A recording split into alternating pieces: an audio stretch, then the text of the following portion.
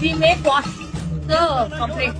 தமிழக அரசியலில் நீண்ட காலமாக இழுபறியில் இருந்த விஜயலட்சுமி வழக்கு இப்போது உச்சநீதிமன்றத்தில் ரத்து செய்யப்பட உள்ளதாக நீதிபதிகள் ஒப்புக்கொண்டிருப்பது நாம் தமிழர் கட்சியின் ஒருங்கிணைப்பாளர் சீமானுக்கு மிகப்பெரிய வெற்றியாக அமைந்துள்ளது.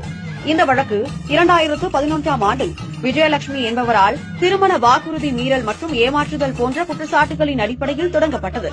ஆரம்பத்தில் சில மாதங்களிலேயே இந்த வழக்கு வாபஸ் பெறப்பட்டாலும் 2023இல் மீண்டும் புதிய குற்றச்சாட்டுகளுடன் மறுதொடர்பு செய்யப்பட்டு காவல்துறையின் அழைப்பாணைகள் மூலம் சீமானை இலக்காக்கியது.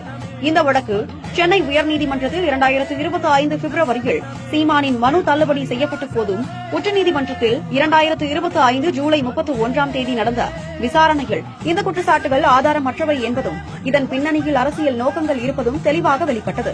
இதனால் இந்த வழக்கு ரத்து செய்யப்பட உள்ளது. இந்த வழக்கு திமுகவின் திட்டமிட்ட அரசியல் உக்தியாகவே பார்க்கப்படுகிறது. விஜயலட்சுமியை ஒரு கருவியாக பயன்படுத்தி சீமானின் தமிழ் தேசியவாத குரலை அடக்குவதற்கு முயற்சி நடந்ததாகவும், குறிப்பாக தேர்தல் காலங்களிலும் நாம் தமிழர் கட்சியின் மாநாடுகளின் போதும் 2025இல் சீமானின் பொதுக்கூட்டங்களுக்கு முன்பும் திமுக ஆதரவாளர்கள் சமூக ஊடகங்களில் இந்த குற்றச்சாட்டுகளை பரப்பி சீமானின் செல்வாக்கை குறைக்க முயன்றதாகவும் கருதப்படுகிறது. ஆனால் இந்த முயற்சிகள் பலனளிக்கவில்லை. உச்சநீதிமன்றத்தின் இந்த முடிவு சீமானின் உறுதியையும் அவரது தொண்டர்களின் அசைக்க முடியாத ஆதரவையும் மேலும் வலுப்படுத்தியுள்ளது.